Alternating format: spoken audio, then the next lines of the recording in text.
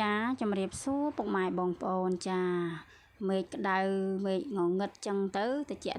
យើងមកធ្វើចាពវៀនញាត់គ្រឿងបងប្អូនណាចាហើយនឹងពវៀនខ្ចីប្រឡាក់អាំងចឹងបងប្អូនចាដាក់តាមវីដេអូចូលតែម្ដងទៅព្រោះណាវីធ្វើបានឆ្ងាញ់ណាវីយកមកចែករំលែកចាអំពុំមីងយាយតាព្រមទាំងហ្វេនពុកម៉ែបងប្អូនញាតិមិត្តជិតឆ្ងាយចឹងណាបងប្អូនចា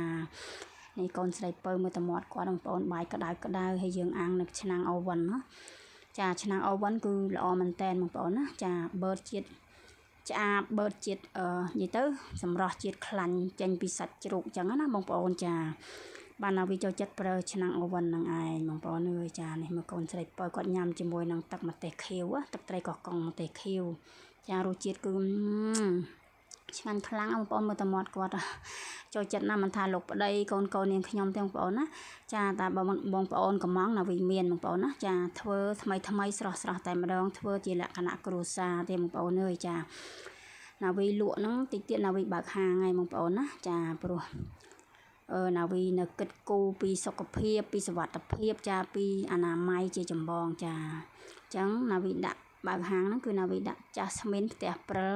168បងប្អូនណាចាជួយទ្រាំទ្រណាវីផងបងប្អូនចាណាវីធ្វើលក្ខណៈគ្រួសារស្អាតអនាម័យជាចម្បងតែម្ដងហើយរសជាតិគឺឲ្យអួយឆ្ងាញ់ the best ចាប់មកជីបតែម្ដងបងប្អូនណាសាច់ជ្រូកចិញ្ច្រាំដោយដៃចាបងប្អូនកំងចាអាចតម្លាក់ទីតាំងតម្លាក់លេខបានបងប្អូនណាចាណាវីមានតពាំងជ្រក់ទៀតបងប្អូនតពាំងផ្អែមណាចាអញ្ចឹងណាវីចេញមកវីដេអូចាចែកជូនពុកម៉ែបងប្អូនអំពូមីងយាយតាព្រមទាំងម៉ួយអញ្ចឹងបងប្អូនណានឹងគាត់កំងចាគាត់កំងសាច់ជ្រូក3ជាន់ញាត់គ្រឿងហ្នឹងគឺណាវីធ្វើតែម្ដងចាបងប្អូនណាចាតំណងសួរតម្លៃឆាតចូលពេកបានបងប្អូនចានេះណាវីលៀងធ្វើពវៀនឲ្យខ្លួនឯងបងប្អូនពិបាកដើររកទិញពវៀនជ្រូកចាទៅអត់តាន់គេគឺយកអស់តើយើងប្រាប់មកឲ្យទុកឲ្យបងប្អូនណាចាយើងយកមកញាត់គ្រឿងណាវីអត់ញាត់គ្រឿងសុទ្ធទេបងប្អូនយើងញាត់គ្រឿងជាមួយនឹងសាច់3ជាន់បងប្អូនណាចាធានាថាអែមហ្មងឆ្ងាញ់ចាthe best ហ្មងបងប្អូនណាចាអែមស្រែមហ្មងចាឆ្ងាញ់ណាបងប្អូនអើយចាហើយនេះពវៀនហ្នឹងគឺណាវីយកមកបងប្អូនណាច្បាច់លាងជាមួយនឹងក្រូចសើចចាក្រូចសើចម្ដើមចិត្តអស់ហើយបងប្អូនស្លឹកណាចាយកច្បាច់ជាមួយគល់ក្រៃចា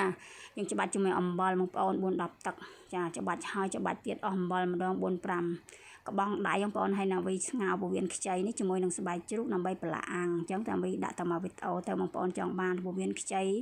ស្ងោរជាមួយនឹងស្បែកជ្រូកក៏ណាវីមានដែរបងប្អូនណាចាណាវីផ្សព្វផ្សាយបណ្ដាព្រោះណាវីចាប់ផ្ដើមធ្វើឲ្យបងប្អូនណាចាមកផ្ទះយើងមានបងប្អូនចាំការទៀតហើយណាវីមានលក់កាហ្វេចាមានគ្រីមមានអីគ្រប់មុខតែម្ដងបងប្អូនចង់បានចាហើយមានតកកឈូសទៀតបងប្អូនណាចាលក់ជាលក្ខណៈគ្រួសារទេបងប្អូនអើយចានេះណាវីប្រឡាក់បងប្អូនណាចាយើងស្ងោរដាក់គល់ក្រៃរំដេងស្លឹកក្រូចសើចមកចាំយើងមកប្រឡាក់អាំងនៅឆ្នាំងអូវ៉ាន់បងប្អូនចង់ទិញឆ្នាំងក៏ណាវីមានទៀតបងប្អូនចានេះអានោះតកំងភ្លាមបងប្អូនណាចាអត់អាចទុកបានទេបងប្អូនធ្វើថ្មីជូនបងប្អូនកំងឲ្យឆាតចូលเพจវេលុយមកមុនណាវីនឹងធ្វើចាព្រោះម៉ួយខ្លះអតិថិជនខ្លះគាត់ខូចចាគាត់កំងយើងនៅតែយើងធ្វើឲ្យគាត់អត់យកអញ្ចឹងណាតែមានចំណោម100នាក់អីគឺមានតែម្នាក់2នាក់ទេបងប្អូនដែលខូចណាអញ្ចឹងណាវី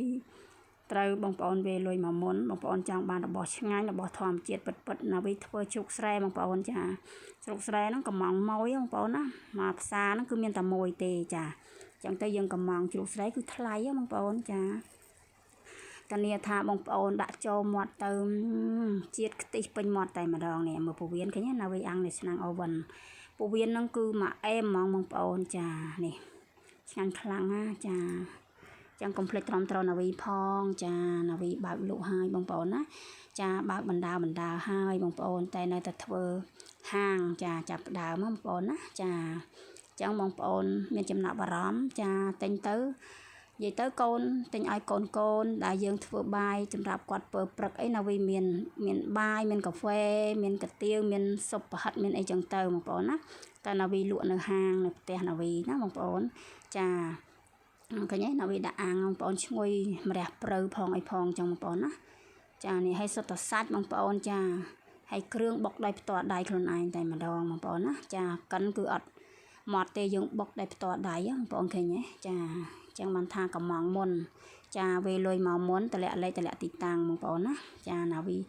យាយទៅផ្ញើជូនដល់កន្លែងតែគិតសេវាឡានបងប្អូនណាចាតាមចិត្តតាមឆ្ងាយចឹងទៅចានេះឆ្ងាញ់ណាស់បងប្អូនញ៉ាំជាមួយជ្រក់ល្ហុងក៏ឆ្ងាញ់ដែរបងប្អូនណានេះឃើញអាំងរៀងកលាតឆ្ងាញ់ចឹងតែម្ដងអត់មានខ្លាញ់ទេបងប្អូនអើយចាមានតែសាច់3ជាន់និងឆ្មាមុខហ្នឹងជាតិខ្ទិះពេញមាត់ឲ្យកូននាងខ្ញុំដាក់ទៅសាលារៀនបងប្អូនណានិយាយពីគាត់ចូលចិត្តណាស់ចានេះឃើញដាក់ទៅសាលារៀនគឺណាវីមានជ្រក់ល្ហុងមានអីឲ្យគាត់មានបន្លែចឹងណាបងប្អូននេះឆ្ងាញ់ឈ្ងុយតែម្ដងចានេះមកអែមហ្មងតានីគុណភាពចាធានានិងសុវត្ថិភាពញ៉ាំហើយចាចង់ញ៉ាំទៀតបងប្អូនណាអនាម័យជាចម្បងតែម្ដងចាឈ្ងុយឆ្ងាញ់ណាស់បងប្អូនអើយចានេះណាចឹងណាវីមិនតែប៉ុណ្ណេះទេជម្រាបលាជួយទ្រាំទ្រណាវីផងហាងចាស់ស្មីនចាផ្ទះព្រិល168អរគុណបាយបាយ